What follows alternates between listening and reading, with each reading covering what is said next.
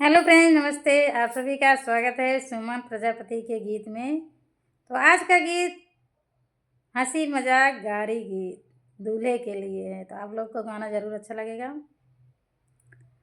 मोरे अंगने गुलाबे का फूल दुअरवा कांटावा। मोरे अंगने गुलाबे का फूल दुअरवा कांटावा। ऊ फुलवा तोड़ाई दुल्हे का बहिनी।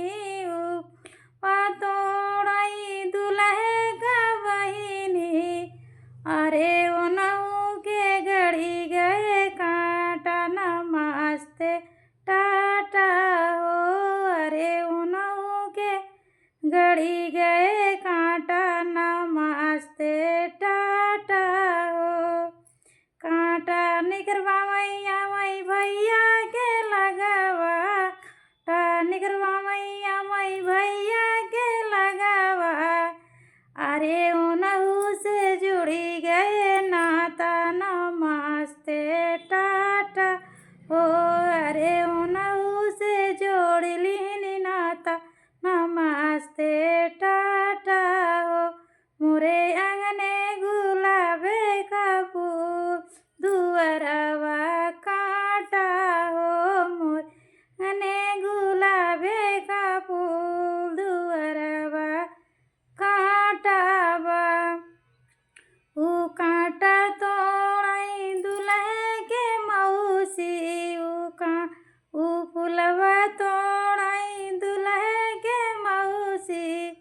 अरे ओनहु के गड़ी गवा कांटा नमस्ते टाटा हो। अरे ओनहु के गड़ी गा कांटा नमस्ते टाटा हो। कांटा निकलवा मैया मई चाचा के लगावा।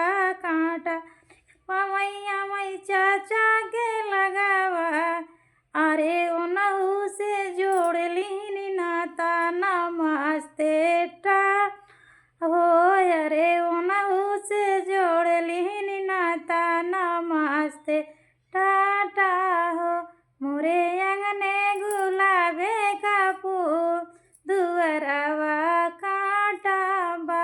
मोरे अंगने गुलाबे का फूल दुअरवा कांटावा। ऊ फुलवा तोड़ाई दुल्हे का बुआ। ऊ फूल तोड़ाई दुल्हे के माई। अरे ओनहु के गड़ी गा कांटा नमस्ते टाटा हो।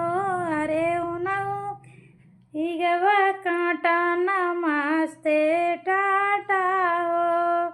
कांटा निकला वही जाई राना परोसी लगे। कांटा वही जाई राना परोसी लगे। अरे ओनहु से जोड़ ली नाता नमस्ते टाटा हो। अरे ओनहु से जोड़ ली नाता नमस्ते टाटा हो।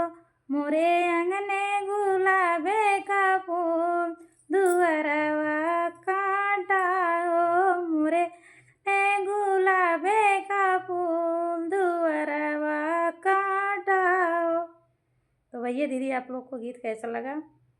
अच्छा लगा हो तो लाइक करें, सब्सक्राइब करें, कमेंट बॉक्स में ज़रूर बताएं।